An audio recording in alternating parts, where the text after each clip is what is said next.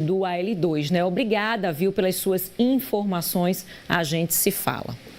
Bora falar agora de saúde dos idosos. A turma com mais de 60 anos é a mais afetada com a hipertensão, uma doença crônica que aumenta o risco de vários outros problemas de saúde. E quem traz as orientações para a gente é a médica geriatra, a doutora Rony Roselli. Muito obrigada, querida. doutora Rony, pela gentileza em estar aqui com a gente. Por favor, seja muito bem-vinda. Queria que a doutora começasse falando, claro, o que é a hipertensão. Boa tarde, Cris. Boa tarde a todos em casa. É muito importante a gente falar sobre hipertensão e, claro, idosos. Os idosos, a maior porcentagem de hipertensão vai estar nas pessoas acima de 60 anos. A hipertensão é uma doença crônica, ou seja, na maioria das vezes é uma doença incurável. Ela acompanha a pessoa por muito tempo e ela é multifatorial. Ela é causada por vários fatores, a gente não consegue determinar uma causa. E acontece um aumento de quê? Da pressão, da força nesse sangue que passa pelas artérias do nosso corpo inteiro. Hipertensão arterial sistêmica. Então, todo o nosso corpo ele é afetado quando essa pressão está alta. E é por isso que ela é por si só, além de uma doença, um fator de risco para várias outras doenças. Alterações em rim, alteração em coração, alteração cerebral, demência, infarto, insuficiência renal. Então, são todos os órgãos que podem ser afetados por esse aumento da pressão nesses vasos. Então, é preciso ficar atento, sim. E, claro, os idosos mais ainda. Agora, doutora Rony, muitas vezes o problema ele chega de uma forma muito sutil, muito silenciosa. O corpo emite algum sinal de alerta para que a pessoa possa perceber e relacionar a hipertensão?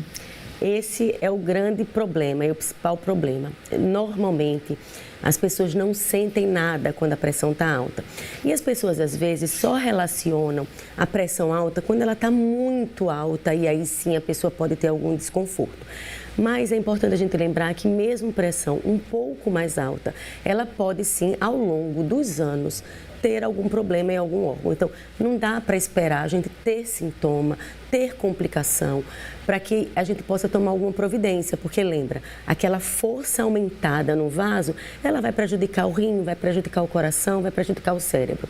Então, olhar a pressão arterial, aferir, medir essa pressão arterial, tanto no consultório, mas também eu posso olhar em casa, ir lá checar com o médico. A gente tem hoje, de forma mais acessível, os aparelhos de pressão, ou você pode ir na unidade básica de saúde mesmo e aferir a sua pressão para acompanhar se está tudo direitinho. Agora, doutora Rony, é natural que exista uma oscilação de pressão arterial durante o processo de envelhecimento entre os idosos? A gente poderia dizer que o normal mesmo é sempre manter aquela pressão que a gente sempre conhece, a 12/8, ou uma oscilação ou outra é também considerada dentro da normalidade? Bom, tem alguns conceitos aí. É natural que a nossa pressão, independente de qualquer idade, ela oscile ao longo do dia. Então, a gente está conversando, a gente está atravessando uma rua, toma um susto, tem uma notícia ruim, o nosso corpo reage, sim, aumentando aquela pressão, aquela força para que eu possa ter alguma reação, sair correndo e me defender daquela situação de estresse. O problema é quando isso fica repetidamente alto ao longo do dia. E sim, os idosos, ao longo da nossa vida, e vai depender não só da nossa idade, eu falo isso sempre, não é só a nossa idade, mas os hábitos de vida que a gente tem, o cuidado que a gente tem com o nosso corpo e com os nossos vasos.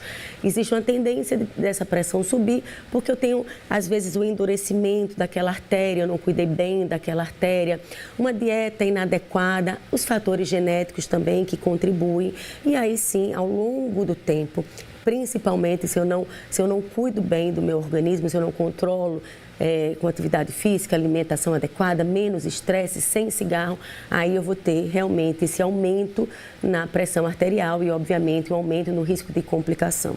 O sal é mesmo um grande vilão? O sal é um grande vilão, mas a gente precisa tomar cuidado com a série de outros contextos. E aí eu queria voltar um pouquinho naquela questão, porque a gente fala muito na pressão 12/8, 12/8, eu terminei não falando sobre ela. Existem variações na pressão e que podem ser adequadas para idosos. Saiu recentemente uma nova diretriz de hipertensão, quando falou assim, pré-hipertensão. Então, quem tem 12/8 já não é pressão normal. Então, é preciso separar um pouquinho esse contexto. Então, o ideal é que a pressão esteja abaixo de 12/8. E a gente fala pré-hipertensão, não é necessariamente para a gente tomar um remédio, é para a gente entender que eu preciso reforçar as medidas não farmacológicas. Eu preciso reforçar minha dieta, eu preciso perder peso, eu preciso fazer atividade física, eu preciso cuidar do meu sono. Um sono ruim também pode levar a um aumento da pressão. Então, ela é um sinal de alerta. Eu falo isso porque tem muito idoso mais frágil que às vezes escuta essas informações e quer tomar remédio para baixar muito. Uma pressão muito baixa também nas pessoas idosas podem ser um fator de risco para quedas, para alteração cognitiva, para alteração de memória. Então, é preciso ter cuidado. Ainda vale que pressão alta é aquela acima de 13,9 por 8,9. E que nesse intervalo eu preciso medicar algumas pessoas. E aqueles idosos mais frágeis eu preciso prestar atenção e reforçar as medidas não farmacológicas. Então, muito cuidado, eu aviso, reforço com as pessoas de casa. Muito cuidado, você é um idoso frágil, você tem um pai e uma mãe frágil. Cuidado com também com essa informação de que tem que baixar muito a pressão. A pressão tem que ficar numa faixa adequada e quem vai dizer qual é a faixa adequada para esse idoso mais frágil é o médico, seja o cardiologista, seja o geriatra. De forma geral, é recomendado que o idoso robusto, como a gente chama, o idoso ativo, o idoso saudável, que não tenha comorbidades, ele deva ter uma pressão menor do que 13/8. Frente a algumas complicações, eu preciso entender qual é a pressão que esse idoso tolera. Então, os consensos, eles servem para orientar, mas cada caso, principalmente no envelhecimento, ele deve ser cuidadosamente avaliado. E quando é que a medicação é indispensável? Porque dá para controlar antes, doutora, Sim. com a medicação, como a doutora falou, a perda de peso, os cuidados com a saúde. Agora, quando a medicação, não tem como, se torna indispensável, vai fazer parte aí da sua rotina. Vamos lá, né? As medidas não farmacológicas sempre. A pressão está maior do que 12/8, já é um sinal que você deva reforçar. Porque essas medidas a gente deveria tomar sem nenhum problema. Então, em qualquer idade eu deveria ter cuidado com essas medidas. Uma pressão igual ou superior a 14/9, preste atenção, encostou no 14, encostou no 9, mais de uma vez, então eu olhei 2 vezes, 3 vezes no consultório com a pessoa em repouso, eu já tenho que fazer medicação imediatamente. Se a pressão está entre 13 e 13,9, eu preciso reforçar essas medidas não farmacológicas e aí sim depois medicar, tá? Se está em 14, está em 9, eu preciso medicar mesmo sem reforçar aqueles hábitos que eu deveria ter, né, desde sempre. Então, isso é um sinal de alerta. Mas eu vou reforçar novamente. Um idoso muito frágil, que tem um comprometimento importante da sua saúde, ele precisa ser individualizado.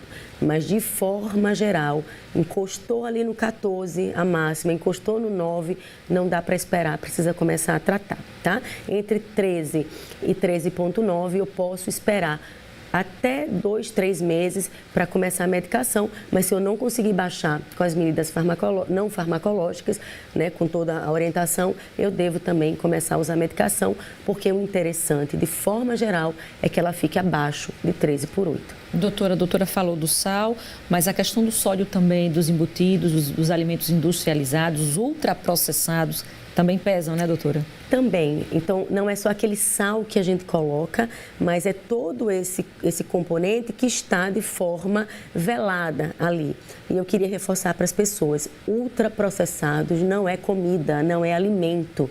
Então, é uma forma rápida de se alimentar, muitas vezes barata e às vezes mais acessível, mas a gente precisa reforçar que não é normal ingerir alimentos ultraprocessados. Então, é o tipo de alimento que a gente deveria banir ou consumir minimamente.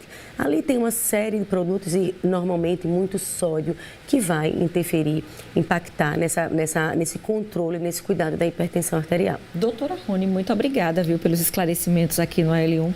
Até uma próxima oportunidade. Obrigada e uma boa tarde a todos. Excelente tarde.